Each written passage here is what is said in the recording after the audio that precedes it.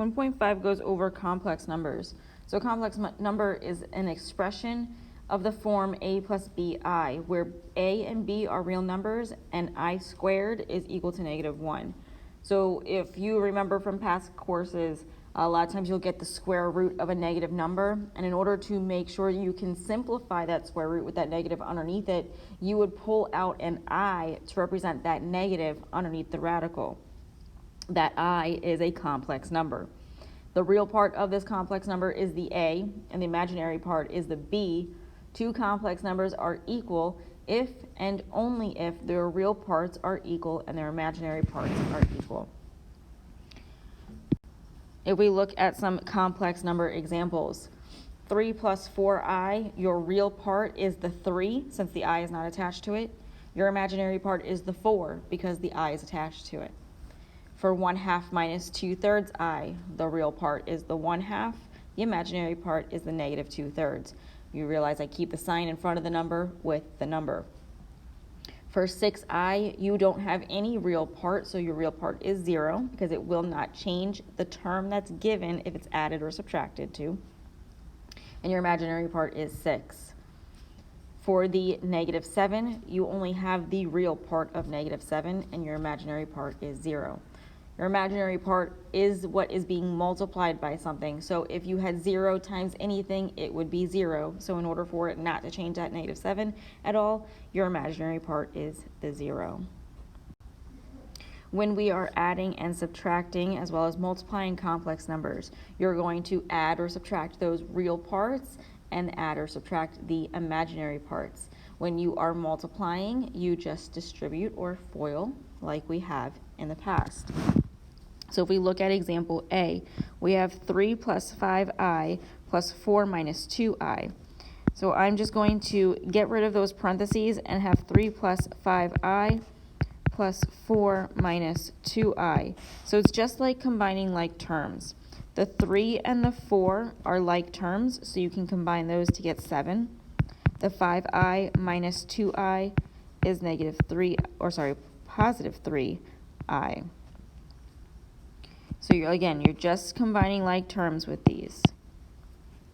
With these, you are always going to write your complex number expressions in the form of a plus bi.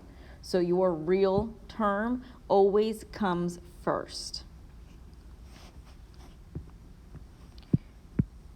For B, we have 3 plus 5i minus 4 minus 2i. Now you realize I kept my parentheses around both of these, specifically because I have to distribute that negative into the second set of parentheses. It would be just the same exact thing as if that I was an x. So again, you distribute the negative into the second set of parentheses and rewrite this as 3 plus 5i minus 4 plus 2i. So now, combine like terms. You have 3 minus 4, which gives us -1, and 5i plus 2i, which is 7i. So that's -1 plus 7.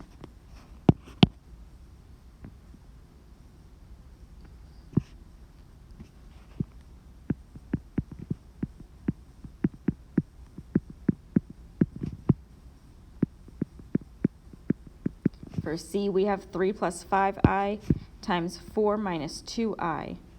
We are going to FOIL this, so we're first going to multiply the 3 by the 4, which gives us 12. Then 3 times -2i is -6i. 5 times 4 is 20i. And 5i times -2i is a -10i squared. If you remember from the very beginning that I squared is equal to -1, so we can rewrite this as 12 minus 6i plus 20i minus 10 times -1. Now we can just simplify. You can combine your like terms of that -6i and that 20i to give us 12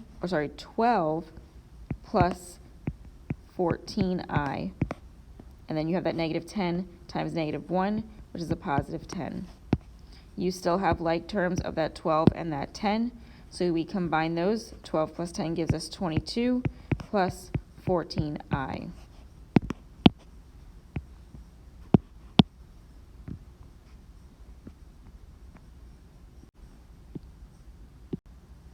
Our next part deals with dividing complex numbers. When you divide complex numbers, you are just multiplying the numerator and the denominator by the complex conjugate of the denominator. So in this case, you have c plus di in your denominator. The conjugate of that is just the same terms with opposite signs between them. So you would multiply the top and the bottom by c minus di. From there, FOIL the top. You can simplify the bottom. It would just be your real term squared minus your imaginary term squared. Remember, I squared is -1. For example A, we have 3 plus 5i over 1 minus 2i.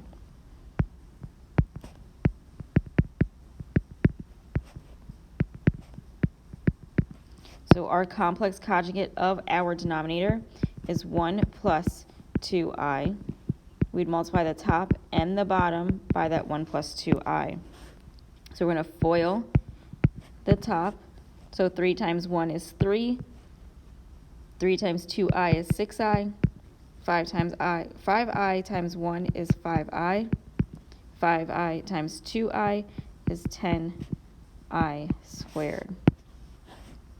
This is all going to be over the 1 times 1, which is 1. 1 times 2i is 2i. Negative 2i times 1 is negative 2i. Negative 2i times 2i is a negative 4i squared. These 2i's cancel out in your denominator. On the top, the 6i plus 5i is 11i, so that's 3 plus 11i plus 10 times -1, all over. On the bottom, you have the 1 left over and the -4 times -1. Multiply that -1 where you have it, so the 3 plus 11i stays, and then that 10 becomes a -10. On the bottom, the 1 stays, and that -4 becomes a +4. From here, combine your like terms. 3 minus 10 is -7 plus 11i over 1 plus 4 is 5.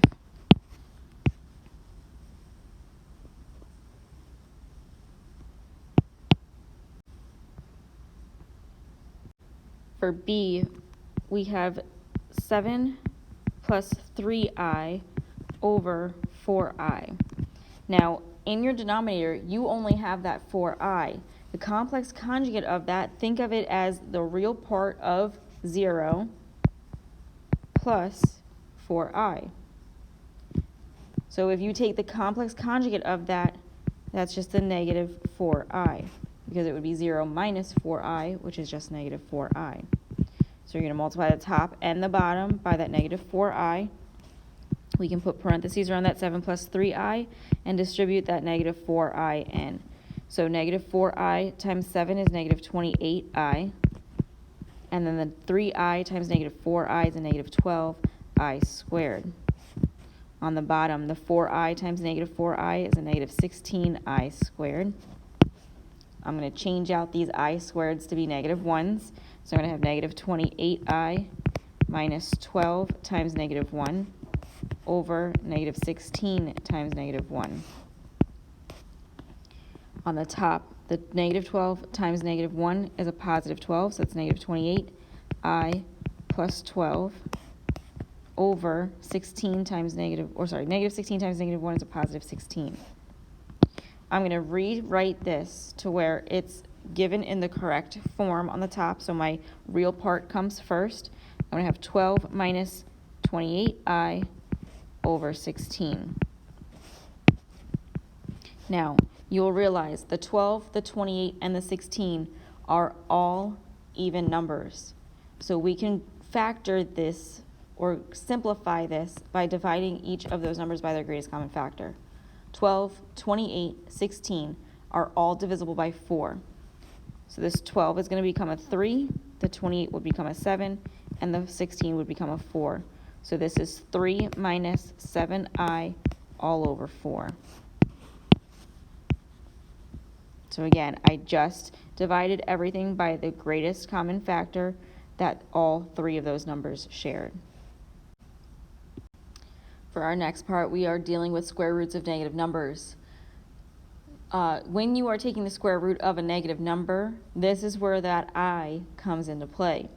So if you think about square roots, if you have the square root of negative 1, it's just I times the square root of 1, which is just I.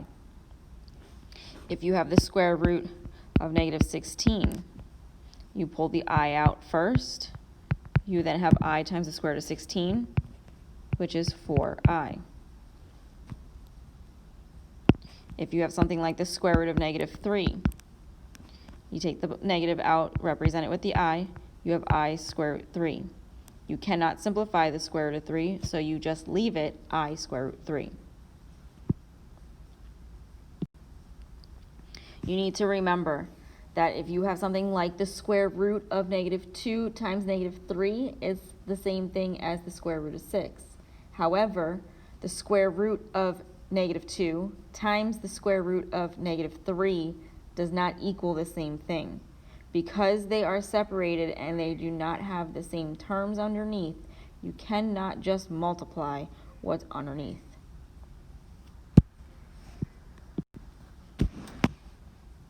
You've seen the quadratic formula. With these equations, what we did yesterday, if you ended with a negative underneath that radical sign, we automatically said that it was no solution. However, now that we're going through complex numbers and learning about them, you know how to represent those negatives underneath the radical sign. So if we look at some examples, we have a, which is x squared plus 9 is equal to 0. We are just solving for x here.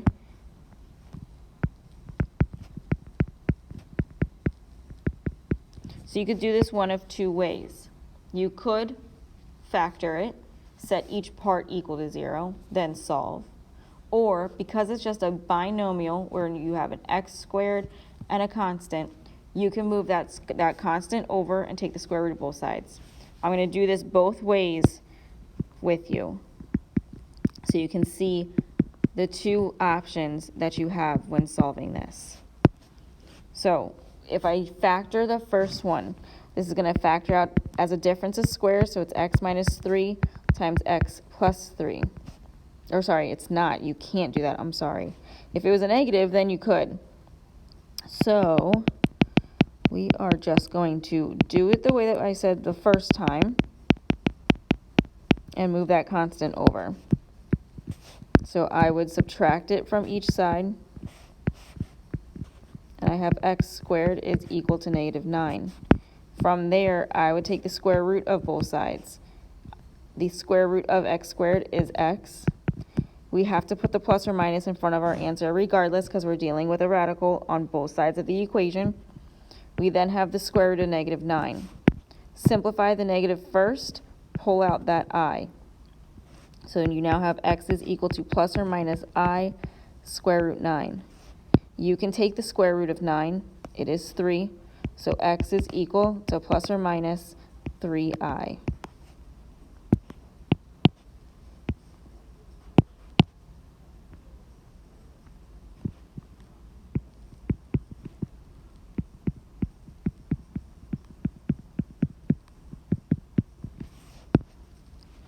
For b, we have x squared plus 4x plus 5 is equal to 0. We can't find the factors of 5 that equal that 4, so factoring is not an option here. We can use our quadratic formula, however. Our a is 1, our b is 4, and our c is 5.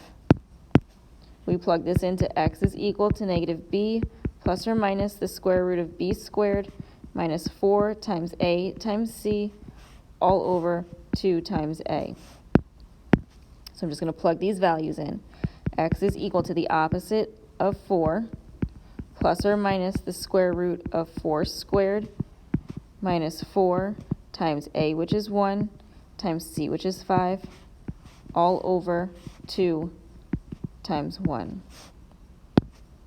Simplifying this, the opposite of 4 is negative 4, plus or minus the square root of 4 squared is 16, minus 4 times 1 is negative 4, times 5 is a negative 20.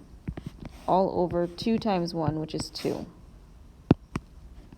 So x is equal to negative 4 plus or minus the square root of negative 4 all over 2.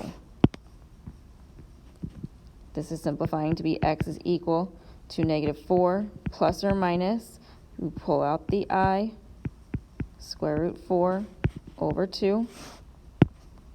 So then this is x is equal to negative 4 plus or minus 2I over 2. Once again, you have a common factor that all three terms share, so this is just simplifying to be x is equal to negative 2 plus or minus I. The 2 would become a 1, the negative 4 would become a negative 2, and the 2I would just become I. So x is equal to negative 2 plus I.